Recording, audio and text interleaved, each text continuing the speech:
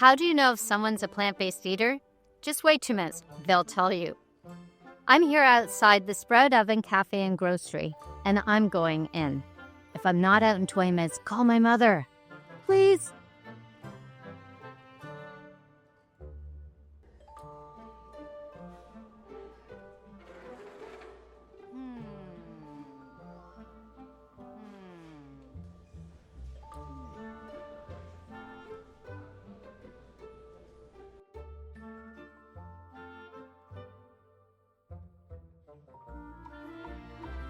Ooh, that smelled surprisingly good.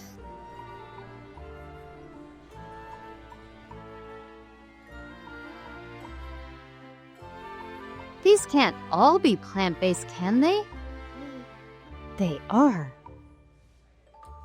These foods look very suspicious. I wonder if they could possibly taste as good as they look. I'm totally skeptical.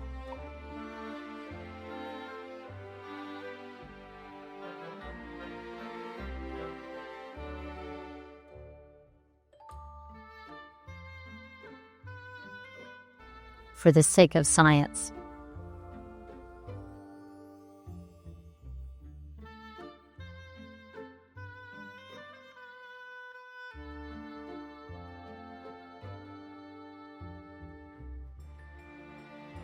I might have to take another bite for the investigation.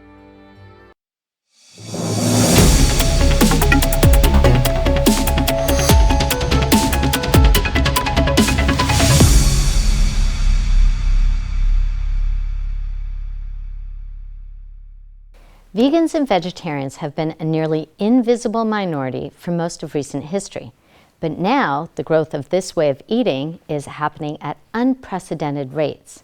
Although nearly 70% of self-proclaimed vegans report that they adopted the diet because of the animals, many people are going plant-based for the animal that is closest to home, themselves. With the advent of films like The Game Changers and What the Health, vegetarian diets are exploding in popularity as proponents rave of improved health in a myriad of areas. But we can't just trust everything we hear. There are also many voices speaking out against the plant-based wave, so we have to look beneath the surface to find the truth. But first, what is the pulse on people eating pulse? Let's hear what people are saying. That's an enemy. I love steaks. I'm eating a steak whenever I can. There's no plant steaks for me. It's just straight cow. Yeah, 100%. Right, so fruitarianism is a diet that revolves around eating seed-bearing fruits that does no harm to flora and fauna, basically no harm to the animal kingdom, no harm to the plant kingdom. And it's a diet that was essentially foretold by God to Adam and Eve, thereby not creating any cycle of death and thereby creating a symbiotic relationship with the plants and themselves, because when you eat a fruit, there's seeds inside, and it wants to be sort of plucked from the tree, and the seeds need to be grown, so you have this symbiotic relationship.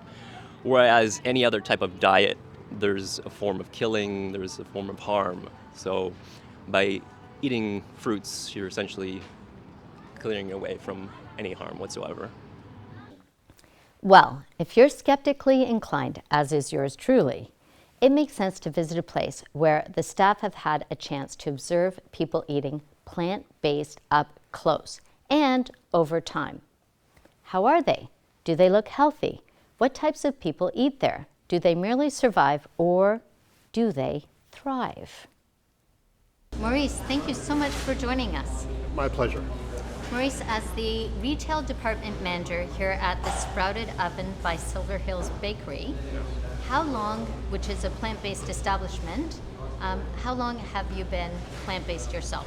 I've been plant-based now for about 36 years. It's a long time. Yeah, it's been a great journey. How long has the Sprouted Oven been open?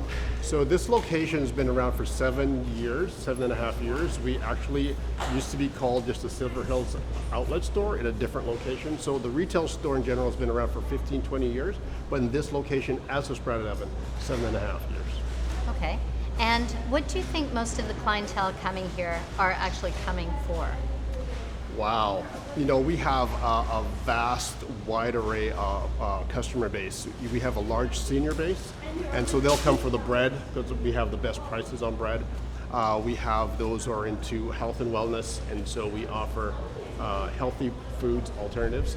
And then we have families that have large kids, lots of families, kids in the family, and so they come for the bulk foods. And so there's a wide array of things that we offer to our community. So this cafe and grocery is actually plant-based. I'm wondering, do a lot of the clientele, or most of the clientele who come here, are they plant-based? So no, a lot of our clientele, they like the treats, they like what we offer, but I'd say probably about 50% that are plant-based. Some just do it because it's a great environment and the food's good. Personally, do you think that people are more concerned or going towards plant-based for their health, or is it more out of concern for the animals? Wow, that's a very good question. Yeah, so over the last couple of years, there's been amazing documentaries out there that have been really educating the community, such as Forks Over Knives. And so a lot of people are really focusing now on having better health. But there's still a huge group out there that are definitely animal concerned. Yeah. And do people who come here often comment on the improvements in their health, or do you have any anecdotes about people who are coming and saying, you know what, since I've been here, this has changed? Yeah, I connect with pretty much most of the clients. As I said, I've been in this location now for 7.5 years. I know most of them, and they have said there has been an improvement in their diet in having this plant-based diet.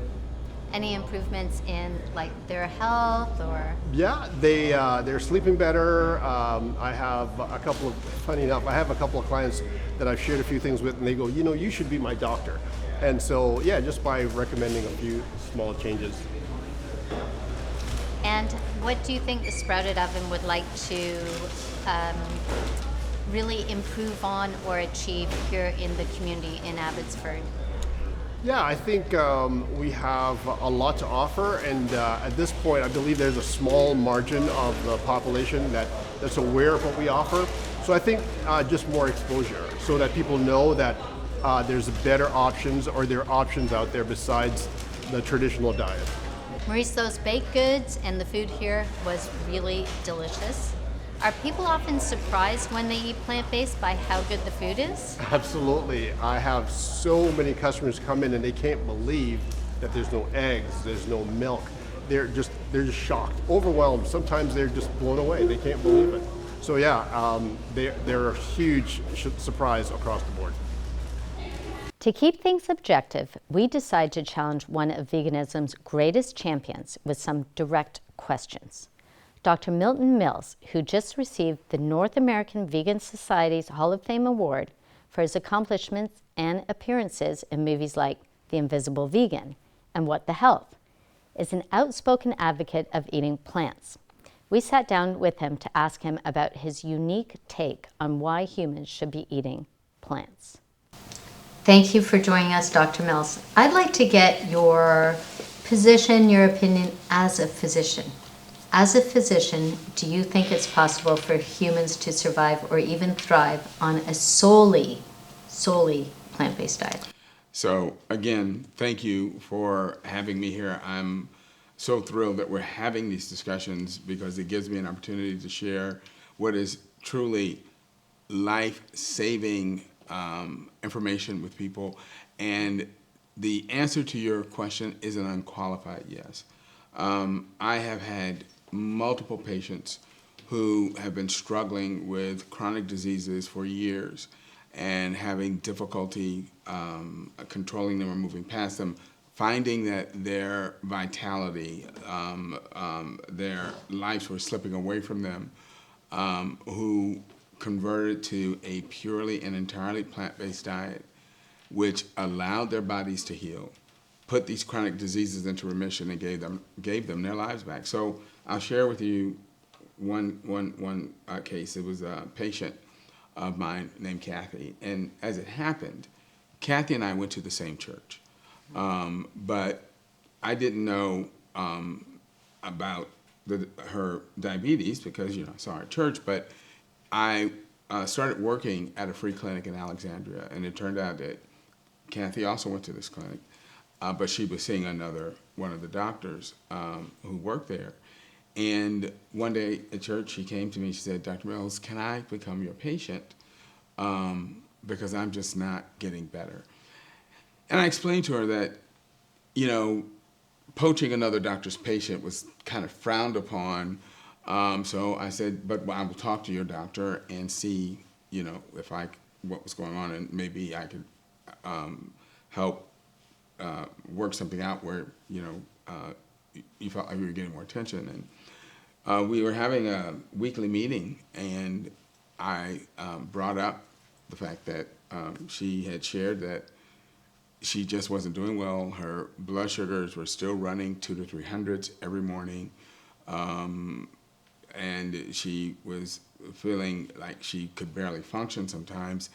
And he said, well, you don't want to try to control those patients' blood sugar too tightly, because what will end up happening is you'll get a call in the middle of the night saying that she's in the emergency room with a low blood sugar.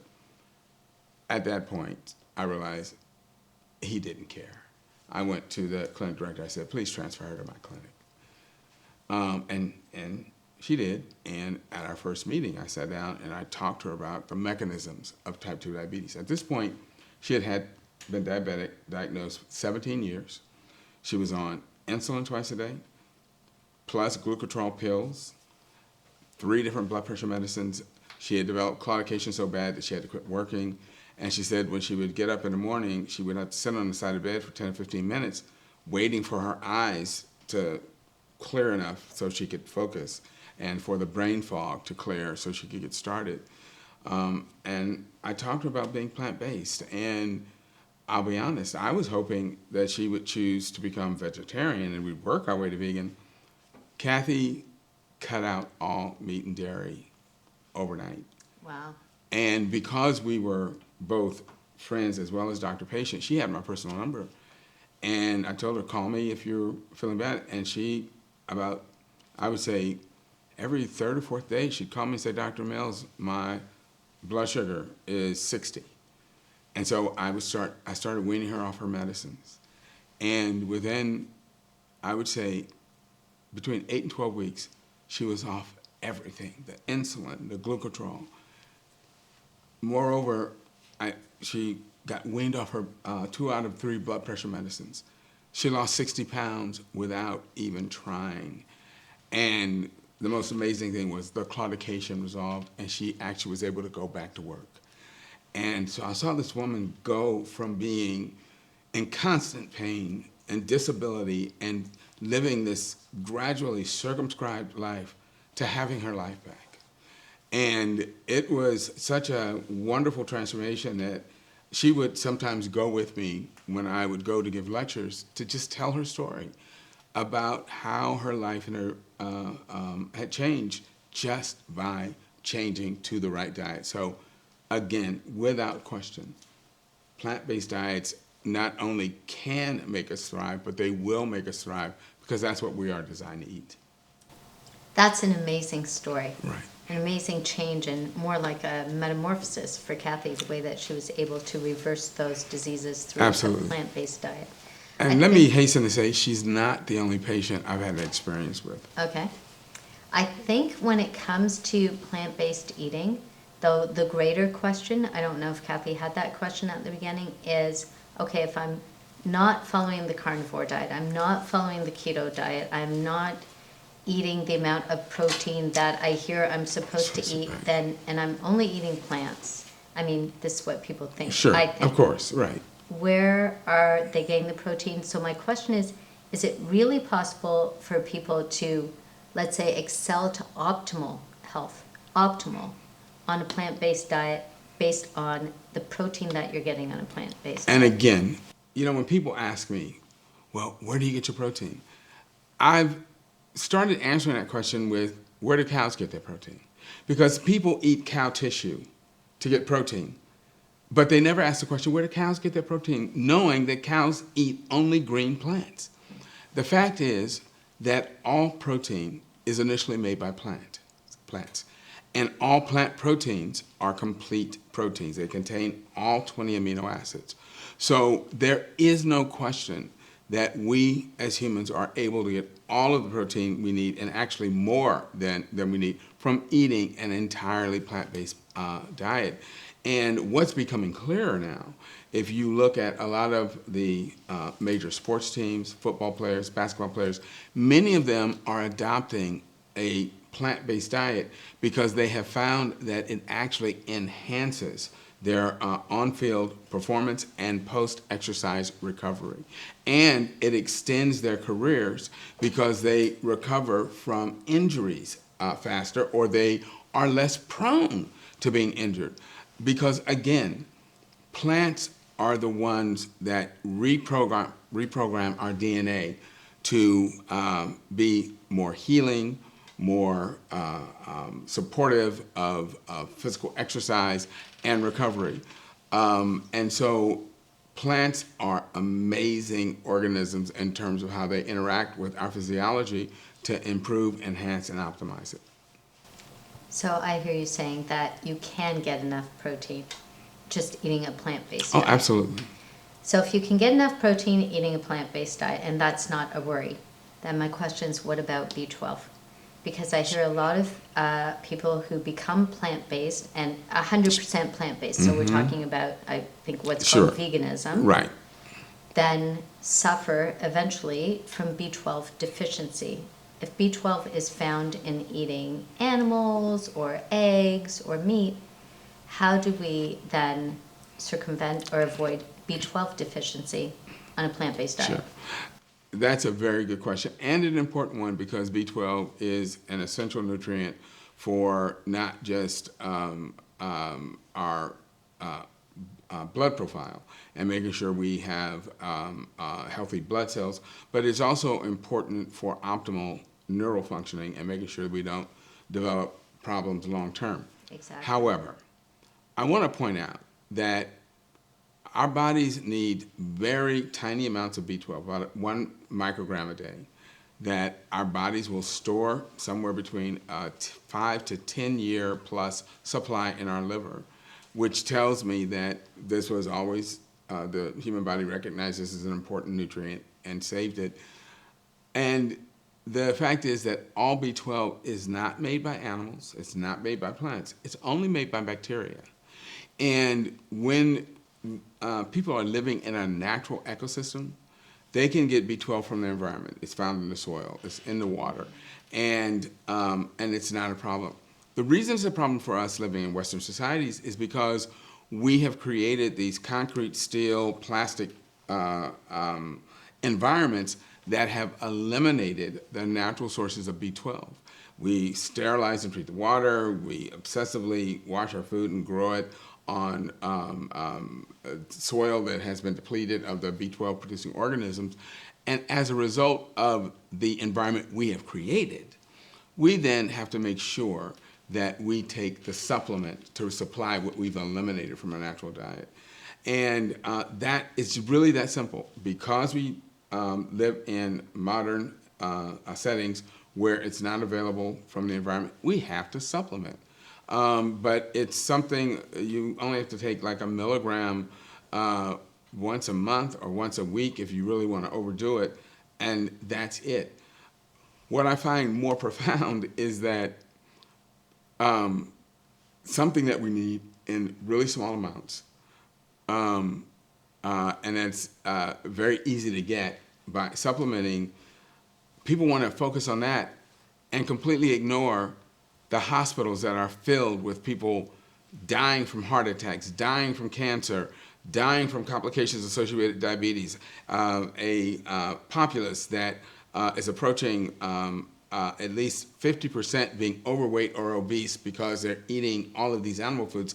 We have far bigger problems associated with animal food diets than the occasional issue of B12 deficiency because someone chose not to supplement. So we need to focus on real issues and not on these sort of esoteric things that are easily solved by having the appropriate supplementation.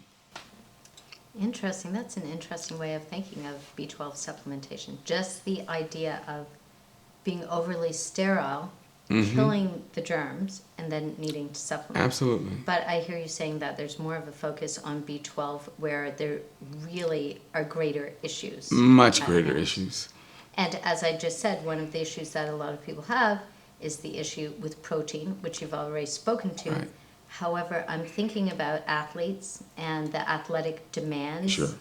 Physical demands and demands in protein intake for athletes. Sure. Is it really possible for someone who's athletic, even ultra athletic, to do well on a plant-based diet? Sure. So, again, research and nutritional research has shown that people on a fully plant-based vegan diet still, just by making sure they're eating enough food to meet their daily caloric needs, will have a safety margin of 40 to 70% more protein just from their typical diet than they can utilize on a daily basis. So there is a built-in safety margin. And even when people become athletes and they're trying to build muscle or repair muscle from an exercise bout, they still don't need that much more protein than they're eating on a regular basis. And so that safety margin that is already built into the diet is more than enough to supply what they need to build muscle, maintain muscle, and recover from exercise bout. The fact that people have been gaslit and deceived into thinking that they need huge amounts of protein every day and that this protein has to come from animal sources is just that. It is gaslighting. It's misinformation.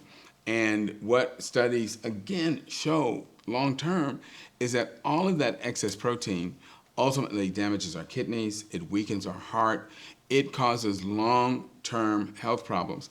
And the bottom line, and this is what most people don't even know, is that if you eat, or let me state this another way, however much protein a person eats over and above what they actually use as protein, your body doesn't store that protein. It has no protein depot that it fills up and says, okay, I'm good for the next 5 days. Every day, the amount of protein that you take in that you don't actually utilize as protein, your body converts it into carbohydrate and dumps out the nitrogen. So it does not store protein. And all you're doing is taking in super expensive carbohydrate and stressing your kidneys and your liver to make expensive urine. I have met people who are 100% plant-based and they're not healthy. So you had mentioned cons. Some people who are plant-based, they're overweight or they may have some of these diseases that you've already referred to. So if the plant-based diet is the best diet and optimal, why are these things happening? So that's like me telling you, I've been a doctor for 30 years, and the hospitals are filled with people who eat meat, and they have heart disease, diabetes, cancers of all type, autoimmune diseases. You cannot look at a given individual with and say, oh, because that person happens to be plant-based and have this issue, it's due to the diet. No, it's due to how that person has embraced and practiced that diet. And again, when you look at the literature, people who eat a healthy, balanced plant-based diet are without question the healthiest people. I'm not sure if you're familiar with Blue Zone data, but the Blue Zone studies were an endeavor to find out what type of lifestyle and diet correlated with longevity in humans. And so the researchers who did this study looked at 5 different areas around the world where people routinely lived into their 80s to 90s or beyond and tried to figure out what were the aspects of their lives that were similar and that correlated with this longevity. And what they found was that in those areas where people lived to great age, the thing that they had in common were maintaining social connections, being active throughout their life. But across the board, the most important factor was a diet that was based either largely or entirely on plant foods. And interestingly, what they found was that the more plant-based the population, the longer they lived and the lower their risk for chronic disease and dementia. And the longest lived population on this planet are people in Loma Linda, California, Southern California, who are Seventh-day Adventists and have been plant-based their entire lives. And so because these people are completely plant-based, they live the longest, but they don't just live, they are active well into their 80s, 90s, and even hundreds. They have very low risk for dementia, and they are living full, rewarding lives based on their adherence to a diet that is right for their physiology. Well, there are few things more riveting than hearing Dr. Mills in person. And so after that, it's time to weigh the evidence and let the chips fall where they may.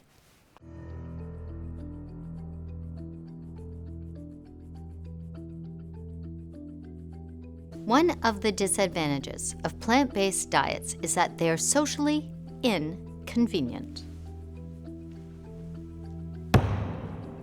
But plant-based diets have been proven to improve mood and hence improve sociability and improve mental health. It seems as though plant-based diets are deficient in B12, hence they may increase the risk for B12 deficiency.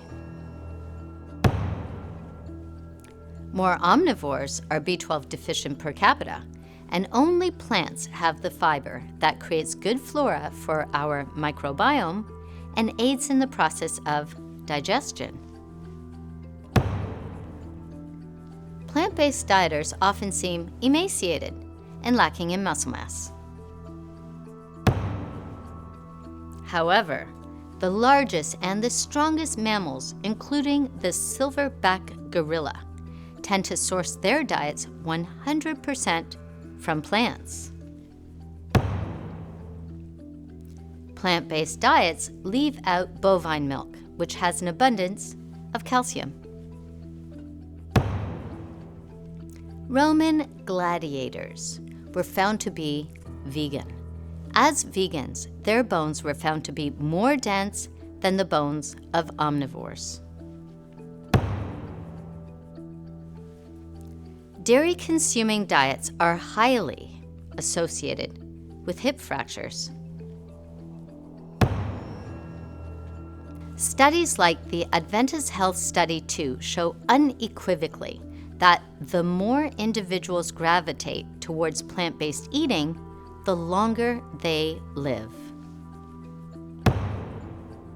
Finally, this tendency to longevity is not only seen in humans, but it is also seen in animals like elephants and tortoises.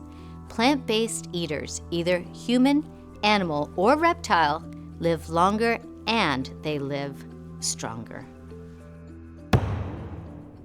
While there are many things in our world to be skeptical of, with this weight of evidence, I cannot comfortably say that a whole foods plant-based diet is one of them. As you can see here, I am not at all skeptical of the recommendation to eat a whole foods plant-based diet. So, eat those greens, my friends, and stay selectively skeptical.